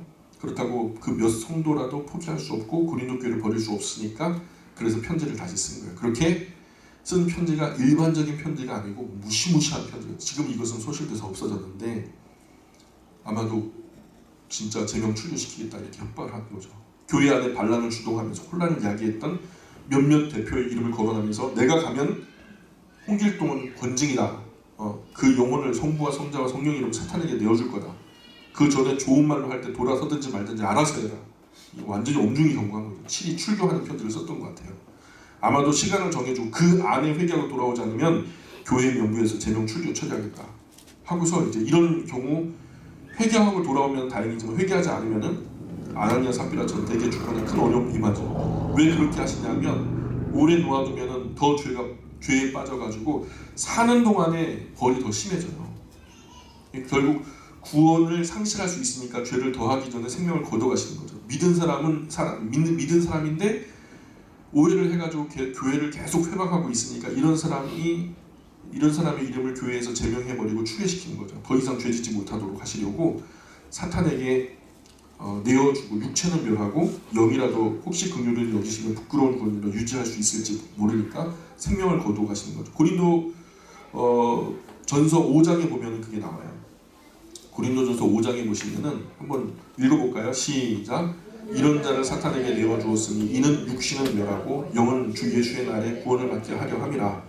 너희가 자랑하는 것이 옳지 아니하도다. 적은 누룩이 온 덩어리에 퍼지는 것을 알지 못하느냐. 그러니까 적은 누룩이 온 덩어리에 그 악한 영향력을 말하는 거죠. 교회 안에서 이 악한 사람들의 영향력이, 이 덩어리는 바로 교회예요. 한 덩어리, 한 교회에 이 작은 누룩, 악한 영향력 때문에 온 교회가 악해지는 것을 막기 위해서라도 어떻게 하겠다는 거예요? 그 영혼을 사탄에게 내어준다는 거예요.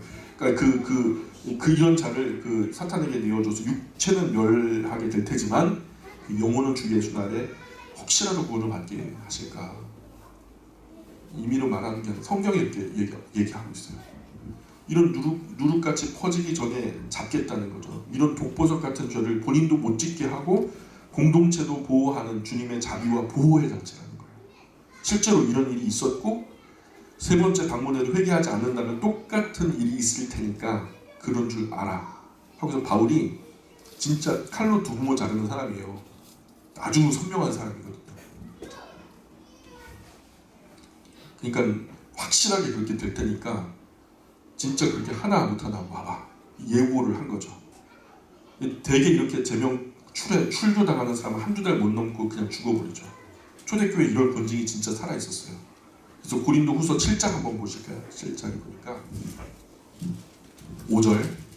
우리가 마게도냐에 이르렀을 때에도 우리 육체가 편하지 못하였고 사방으로 환난을 당하여 밖으로는 다투며 안으로는 두려움이었노라.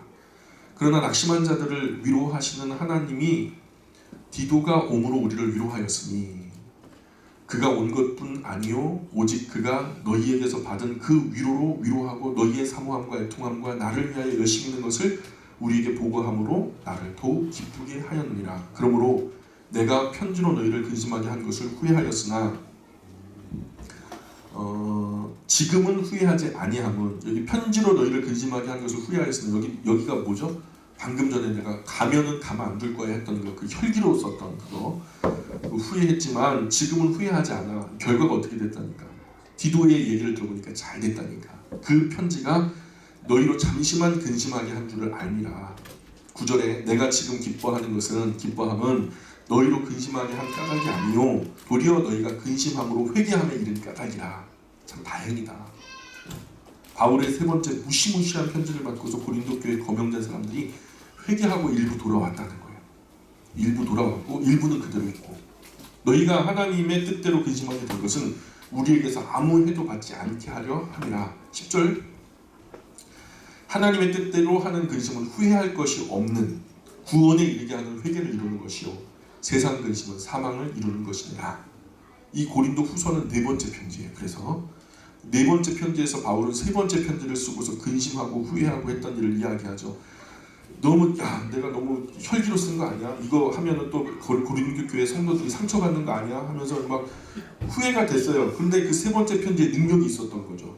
그래서 사람들이 죽지 않았던 거예요. 안심하면서 네 번째 편지인 고린도 후서를 지금 써서 보내는 거예요. 그런데 그 사이에 어떤 일이 있었느냐? 바울이 세 번째 편지를 써서 보낼 때는 속이 후련했어요. 내가 할 말 못할 게 뭐가 있어? 내가 뭐 꾸은 것도 아니고 내가 무슨 가불관계도 아니고 못할 말 내가 뭐가 있어? 응? 참고 참았던 말들 한바탕 다 쏟아붓고 나니까 속이 후련하긴 했어요. 처음에는. 그런데 그렇게 보내놓고 나니까 마음이 또 쓰이는 거죠. 1년 반 동안 고린도 교회 성도들과 함께 동고동락했던 것들이 눈에 보이면서 며칠 기도하면서 마음 차분해지니까, 그냥 감정이 가라앉고 마음이 차분해지니까 제정신이 돌아온 거죠. 그 분노 중에 쓰는 너무 무시무시한 그 편지에 대해서 슬그머니 근심이 올라요. 이거 교회 문 닫는 거 아니에요? 편지를 받아서 읽을 나쁜 일부의 교회 성도들이 사랑은 오래 참고 성내지 아니하며 하면서 이렇게 고린도 전서에 썼잖아요. 13장에.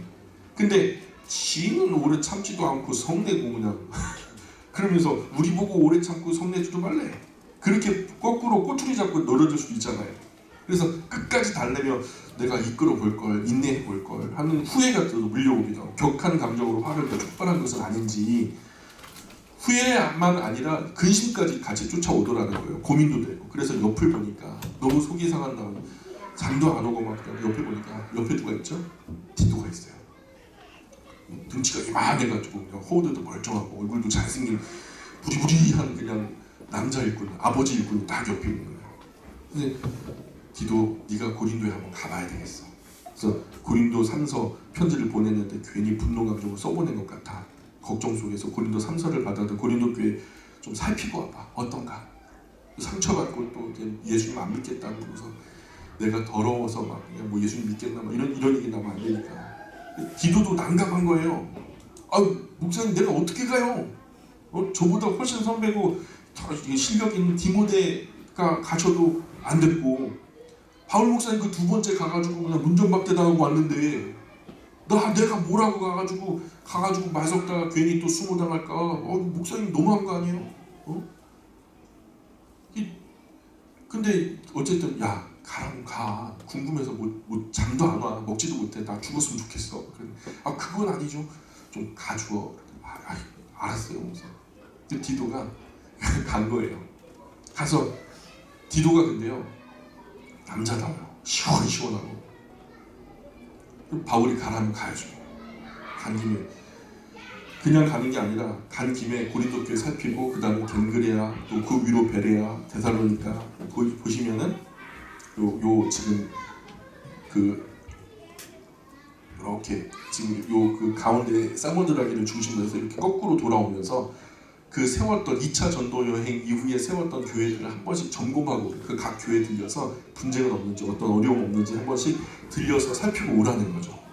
그래서 디모데가 진짜 디모데도 안 되시고 바울 목사님 직접 가셔도 안 되는데 내가 뭐 간다고 달라지는, 가가지고 이제 옆에다가 그냥 뭐 예배당으로 직접 찾아가는 것도 아니고 옆에다가 여인숙 하나 얻어놓고서 앉아가지고 거기 고린도 교회 그 초대교인들 있잖아요. 아까 오셨던 그 부도나도 아가이고 뭐 이런 분들 있잖아요. 스테바나 이 집사님 불러 도대체 고린도 교회 문제가 뭡니까? 디모데도 오셔도 안 되고 바울 목사님 오셔도 문제는 없고 도대체 이게 뭐가 문제예요? 이분들이 차분하게 설명을 하는 거예요. 나중에 알고 보니까 교회 전체 문제가 아니라 몇 사람이 주동하는 거예요. 그럼 몇 사람의 정체가 뭐래요? 뭐 유대로부터 가만히 온 사람이라는데요. 그래서 뒷조사를 싹 한 거죠. 보니까 이 거짓 사도들이에요. 거짓 사도들이에요. 그래요? 결국에는 이놈들이 문제였구만. 그래갖고 디도가 정보 수집을 다 해가지고 와갖고 주일 낮 예배 딱 시작할 때 딱 그냥 한 30분 전에 와가지고 강단에 딱 서버린 거죠. 그래서 야, 이제 호명하는 사람 앞으로 나오세요. 홍길동, 김길동 다 나오세요. 딱 나왔어요. 내가 지금 이제 성부, 성자, 성령의 이름으로 당신들이 이름 다 제격 추구하니까 그러면 다음부터 우리 교회에서 보면 가만 안 둬요. 하면서 막 하니까 이 사람들이 그게 빨리 안 가! 그랬더니 그냥 가버린 거예요. 그리고서 이제 그 사람들을 따랐던 사람들도 막 혼돈의 도가니가 된 거죠. 아주 쉽게 간단하게 정리가 된 거예요. 자, 지금부터 오해를 풀 테니까 잘 들어보세요. 지금 이 사람들 거짓 사도입니다. 증거자료 제가 다 분석해갖고 왔고요. 보고서 거짓말 같으면 확인해 보시면 됩니다. 다 확인하고. 그리고서 이제 자, 이제 문제 없죠? 그러니까 고린도 교회 문제 없습니다. 자, 이제 더 이상 문제 없이 건강하게 신앙생활 잘 하시고 저는 이제 가보겠습니다. 수요 개인 하고요. 이제 가려고 하니까 디도 이제 그냥 가시면 어떡합니까? 우리 다음 주에 그 나쁜 사람들 또 쫓아오면 어떡합니까? 문제 생기면 어떡해요? 몇 주만이라도 좀 지켜보시면서 이 지역에 또 맛있는 맛집이 많아요. 그래도 맛있는 것도 드시고 이렇게 해서 좀 몇 주 이렇게 말씀 전해주시면 안 될까요? 또 빨리 오라는데 또 피곤하기도 하고 또 좀 쉬었다 갈까 해서 몇 주 말씀 전하면서 그동안 바울 목사님의 그 사정 또 애로사항 이런 것들을 다 꼼꼼하게 설명을 한 거죠. 그랬더니 고린도 교회 성도들이 머리에 그냥 숯불을 올려놓은 것처럼 화끈거리면서 너무 미안한 거예요. 바울 목사님한테. 아이고 우리가 죄를 지었네 하면서 그렇게 딱 정리가 되고 다 잘 된 거죠. 그리고서 이제 바울의 부탁대로 그 시계 방향으로 돌아가면서 2차 전도 여행 그 교회들, 세워진 교회들을 다 점검하면서 룰루랄라 롤로롤 하면서 오고 있는데, 바울은 한편 에베소에서 그 마음이 급한 거예요. 고린도에 가고 이때쯤에 와야 되는데 왜 안 오는 거야. 걸어가도 며칠이면 가고 며칠이면 오고 중간에 뭐 살펴 계산을 해보니까 충분히 왔을 시간인데 안 오는 거예요. 그래서 바울이 막 어쩔 줄 몰라, 안 되겠다, 내가 가봐야 되겠어. 그래서 막 거꾸로 이제 거슬러 올라가는 거죠. 디도가 갔을 그 루트를 통해서 돌아오겠다는 그 루트를 통해서 갔는데, 이 드로에 갔더니 거기 여기 혹시 디도 왔나요? 안 왔는데요. 드로아 사람들이 다 모여, 바울 목사님 오셨다 모이는데, 아니요, 나 여기 오래 못 있어요. 또 흩어져. 그게 막 서운해가지고 드로아 사람들 막 그러고 가가지고 또 보스포러스 넘어가지고 막 빌립보 막 그런데 결국 어디서 만나냐면 데살로니가에서 만나요. 막 여기도 안 왔나요? 안 왔는데 저 멀리서 보니까 누가 지평선들 뭐 이렇게 룰루랄라 롤롤 하면서 막 와요. 디도다. 바울이 막 달려가 도대체 뭔 일이야? 무슨 일 때문에 이렇게 늦은 거야? 하면서 막 바울이 막 급해가지고 막 다그치죠. 왜요? 뭐요? 목사님 뭐가 잘못됐어요? 야, 보내놨는데 뭐 화물차사야. 도대체 왜 안 왔어? 뭐가 이렇게 늦어졌어? 그럼 다 잘 됐어요. 뭐가 문제예요? 뭐가 잘 됐는데? 그냥 잘 됐어요. 뭘 알려고 그러세요? 그냥 잘 정리됐다니까. 가만히 앉아봐. 거기 앉아봐. 그래서 설명을 다 듣는 거죠. 그래서 설명을 듣다 보니까 아주 교활한 놈들이 침투해가지고 바울이 사도가 아니라고 하면서 회방하고 바울에게 향하는 고린도 교회 성도들의 마음을 중간에서 훔치고 이간질하고 있었던 거죠. 이게 제가 임의로 말하는데 성경이 증언하는 대로 말씀드려요. 나아가서 다른 예수를 전하고 우리가 믿는 예수를 저주받을 자라고 떠들어댔다는 거죠. 그뿐만 아니라 다른 영을 받게 했다는 거예요. 다른 영, 성령 외에 다른 영이면 어떤 영일까요? 그죠? 성령 아니면 무조건 악한 영이죠. 이 영이 들어와서 했던 일이 뭐냐면 100% 악한 영인데 악령이 들어와서 다른 복음, 다른 영 가운데 일어나는 것이 바로 방언이에요. 방언. 고린도 교회가 혼란스러워졌던 거죠. 내가 너희에게 전한 복음 외에 다른 복음 전하면 천사라 할지라도 저주를 받을지어다 하면서 갈라디아에서 1장에 2번이나 같은 말을 재차 강조하면서 다시는 이런 일 좀 가만 안 둔다 막 하면서. 그래서 디도가 고린도 교회 배후에서 조종하면서 교묘하게 바울과 그 교회사들 이간질해가지고 교회를 쑥대밭으로 만들었던 회방꾼들, 협작꾼들, 이 방해꾼들, 거짓 사도들을 다 알아내서, 그래서 디도가 그 증거들을 딱 잡고 이렇게 정리했던 이야기들을 바울이 이제 듣게 된 거죠. 그래가지고 이 이야기를 고린도후서 11장 4절 한번 보실래요? 11장 4절 시작. 만일 누가 가서 우리가 전파하지 아니한 다른 예수를 전파하거나 혹 너희가 받지 아니한 다른 영을 받게 하거나 혹 너희가 받지 아니한 다른 복음을 받게 할 때에는 너희가 잘도 용납하는구나. 그렇죠? 그랬냐? 그런 거죠. 이 칭찬이에요, 책망이에요? 잘한다, 잘해. 이게 칭찬이에요, 책망이에요? 어감을 잘 이해해야 돼요. 원망이에요, 책망하는 거예요. 그래서 11장 13절부터 보세요. 그런 사람들은 거짓 사도들이요. 여기 거짓 사도요 이렇게 됐죠? 근데 이게 원어상으로 보면 복수로 쓰였어요. 거짓 사도들이요 이렇게 맞아요. 사도들이요. 속이는 일꾼이니 자기를 그리스도의 사도로 가장하는 자들이니라. 이것은 이상한 일이 아니니라. 사탄도 자기를 광명한 천사로 가장하나니 그러므로 사탄의 일꾼들도 자기를 의의 일꾼으로 가장하는 것이 또한 대단한 일이 아니니라. 그들의 마지막은 그 행위대로 되리라. 고린도 교회 너희들 정말 폼나게 속았다. 제대로 속았다. 앞으로 조심해라. 그러니까 그들이 뭐 속일 때 나는 나쁜 놈이야 하고서 머리에 써붙이고 오는 거 아니야.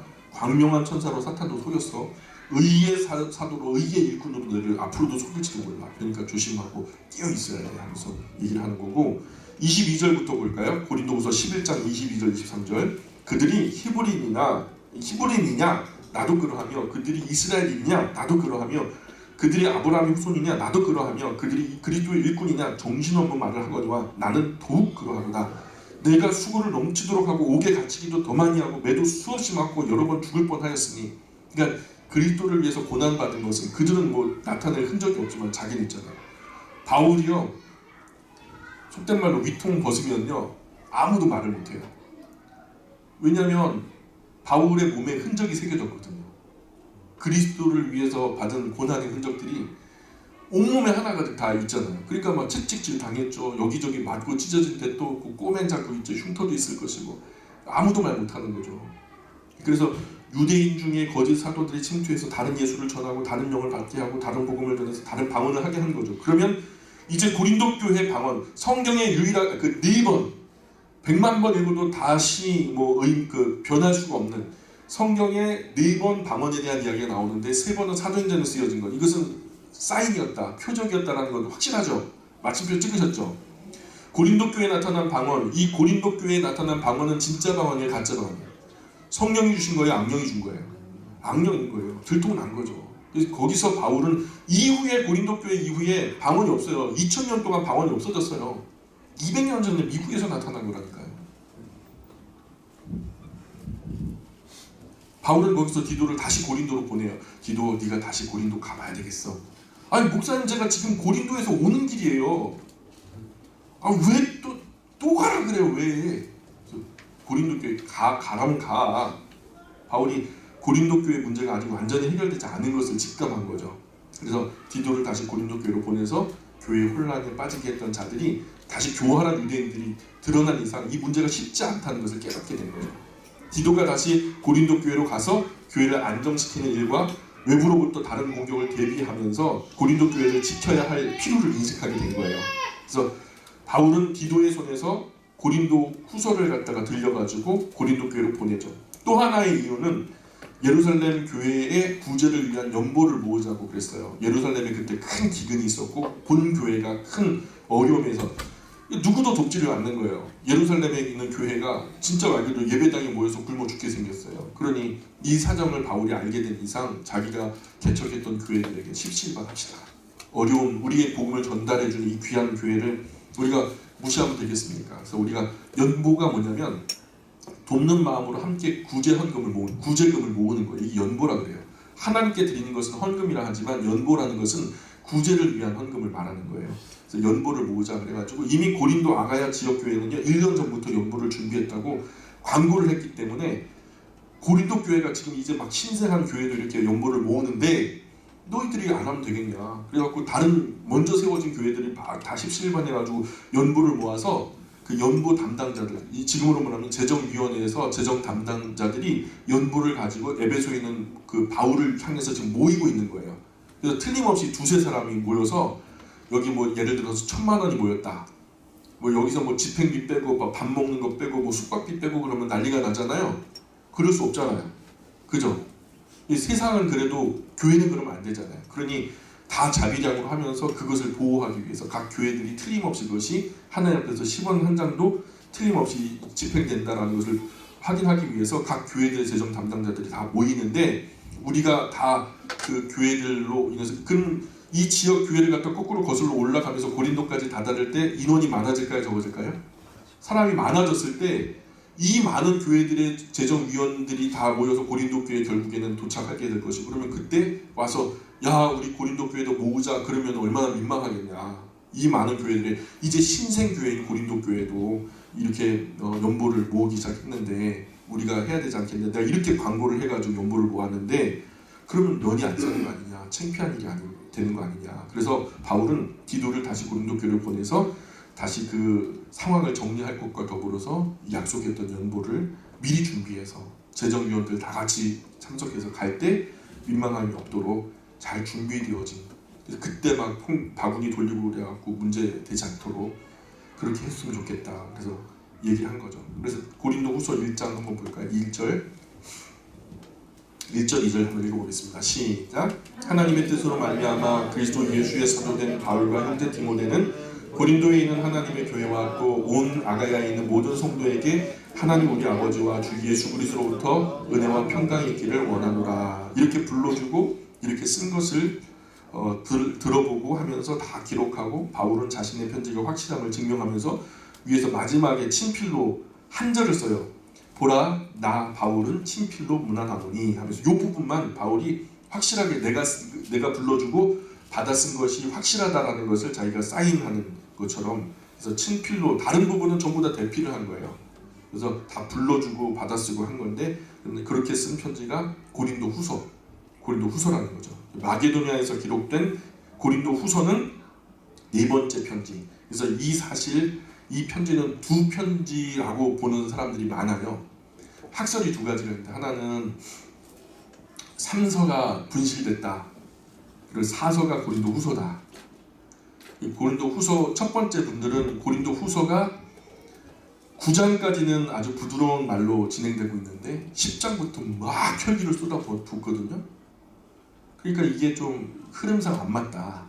그래가지고 근데 고린도 후서 9장에 보면은 마침표를 찍는 말들이 나와요. 바울이 늘 마지막에 하는 말들이 9장에 벌써 나와가지고 막 일단락 하는데 10장에서 갑자기 확 또 9장의 마무리가 연보의 이야기로 끝났는데 연보 이야기 끝에 화를 내면 연보 누가 하겠어요.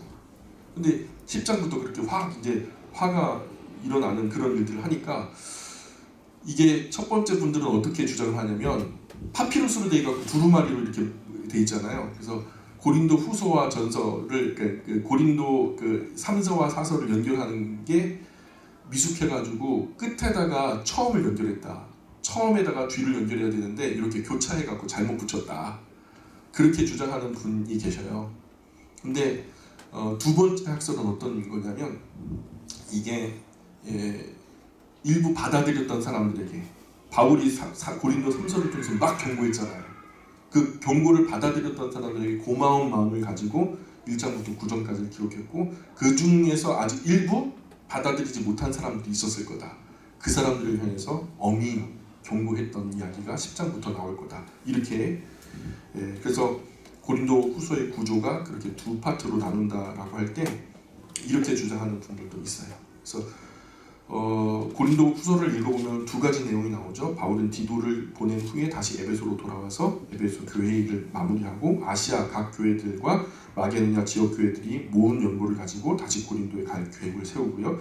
고린도 교회 방언은 가짜 사들이 와서 가짜 영을 받기 위해서 가짜로 나온 방언이다라는 거. 이런 정황이 확정되었기 때문에 방언은 다시는 거론되지 않아요. 성경에서 나타나지 않고요. 방언 시비는 이미 이때 끝났어요. 이미 이때 끝났어요. 바울은 디도를 자신의 편지를 둘러서 다시 고린도 교회로 보내고 자신은 다시 에베소로 건너가죠. 소아시아 7교회는 바울이 두란노 성원에서 제자들을 직접 가르쳐서 파송했던 그렇게 해서 두란노 교회에서 열심히 그냥 그 전심으로 그 사람들에게 하나님의 말씀을 전함으로 인해서 말 그대로 신학교 최초의 신학교에서 목회자를 세웠고 그때에 파송되어진 사람들이 개척한 교회들이 소아시아 7교회예요. 그래서 이 교회들이 연보를 한데 모아서 연합교회 연보 담당자들과 함께 다시 건너가서 사모드라게 네아폴리 빌립보 암비볼리 아볼로니아 데살로니카 베리아 아테네 지역까지 거쳐가면서 다 연보를 모아서 재정 담당자들과 연보를 모은 교회들마다 한 명씩 대동해가지고 함께 고린도 교회로 향하는 거죠. 왜 그렇게 합니까? 돈이 거금이 거두어지는 거잖아요. 강도의 위협도 있고 많은 돈 때문에 의욕도 생길 수 있고 바울은 이런 부분에서 물질로 인해서 사탄에게 틈을 내어주면 안 된다고 여겼어요. 그래서 애초부터 아예 의욕이 없도록 각 교회 재정 담당 한 사람씩 두 사람씩 대동하게 해서 마지막 예루살렘 교회에 전달되는 것까지 함께 있는 가운데서 틀림없이 전달되도록 우리가 선한 일에도 조심하려 함이라. 이게 바울의 정신이에요. 우리가 이 선한 일에도 조심하려 함이라. 이 바울의 마음이 선한 일을 하니까 바울이 그러니까 선한 일이니까 마귀가 안 달려들 거다. 이건 오산이에요. 선한 일이기 때문에 오히려 더 달려들어요. 호사다마라고 오히려 좋은 일에 탈이 나는 법이 많아요. 그러니 좋은 일은 더 철저하게 투명하게 진지하게 다뤄야 된다는 거죠. 그래서 바울이 유럽 각 지역을 거쳐서 고린도에 도착합니다. 그런데 거기 누가 먼저 와 있죠? 아까 먼저 보냈던 디도가 먼저 와서 뭐 하고 있나요?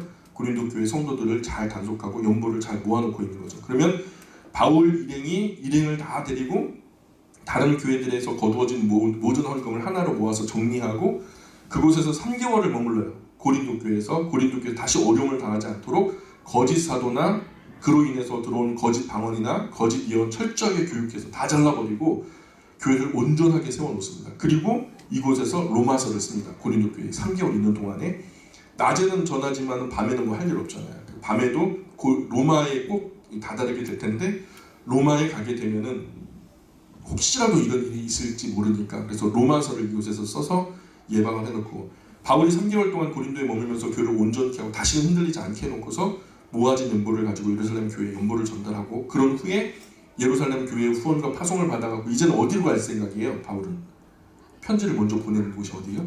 로마. 그죠? 로마로 갈 생각이었던 거예요. 그렇게 로마로 와서 로마 교회를 돈독히 하고 로마 교회가 든든히 세워지면 로마 교회의 후원을 받아가지고 땅끝이라고 여겨졌던 서바나, 스페인까지 전도 여행을 갈 생각이었죠. 바울은 그때까지만 해도 그렇게 스페인까지 가고 그 땅끝까지 가고 예수님의 복음을 전하면 스페인이 땅끝이니까 예수님이 다시 오실 것이다 이렇게 믿었던 것 같아요. 그런데 로마에 와서 둘러보니까 거기가 땅끝이 아니었다는 거죠. 그래서 그때부터는 지나온 교회들을 돈독히 하는 것에 다시 초점 맞추고 이미 세워진 교회를 돈독하게 하기 위해서 교리를 얘기하고 더 깊은 완숙한 신앙의 이야기들을 목회 후반전 열심히 글을 써서 교회를 돈독히 하는 일들을 하죠. 이렇게 역사서가 보여야 선지서가 보이고 사도행전이 보여야 서신서가 알게 되어진, 이렇게 이야기를 통해서 맥을 이으면 성경 이야기가 훨씬 편하고 이해하기 좋죠. 고린도 교회가 좀 복잡한 상황이 있어요. 그래서 좀 이야기를 좀 길게 했던 거고, 다음 시간에는 고린도 교회의 편지 간단하게 좀 제가 설명을 드렸지만 거기서 파생되어진 여러 이야기들을 한번 마무리로 다음 시간에 한 번만 더 고린도 교회 이야기를 하도록 하겠습니다. 자, 예수님께서 가르쳐 주신 기도로서 우리가 오늘 성경 강좌 마치겠습니다. 하늘에 계신 우리 아버지, 아버지의 이름을 거룩하게 하시며 아버지의 나라가 오게 하시며 아버지의 뜻이 하늘에서 같이 땅에서도 이루어지게 하소서. 오늘 우리에게 일용할 양식을 주시고 우리가 우리에게 잘못한 사람을 용서하여 준 것 같이 우리 죄를 용서하여 주시고 우리를 시험에 빠지지 않게 하시고 악에서 구하소서. 나라와 권능과 영광이 영원히 아버지의 것입니다. 아멘. 우리 하나님께 감사의 박수. 정말 고맙습니다. 오랜 시간 고생하셨습니다.